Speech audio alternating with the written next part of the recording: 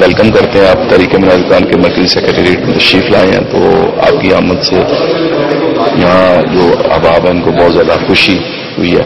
تو میں آپ سے یہ عرض کرنا کہ تحریک منافقان کا جو نیٹ ورک ہے اور وہ شیخ الاسلام کی جو دعوتی خدمات ہیں اس کو آپ کس تناظر میں دیکھتے ہیں؟ میں اسے بہت خوبصورت تناظروں میں دیکھتا ہوں.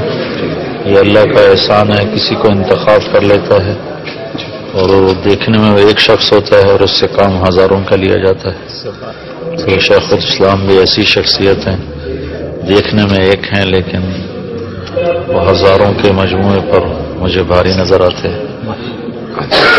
اور باقی اس وقت جو پوری دنیا میں ایک انتہا پسندی کی اور ٹیررزم کی ویو ہے, اس سارے سینیریو میں جو حضور شیخ الاسلام نے جو اپنا تاریخی ایک فتویٰ دیا ہے ٹیررزم پہ, اس کے حوالے سے آپ کا بہت معتدل انصاف پسندانہ ہے.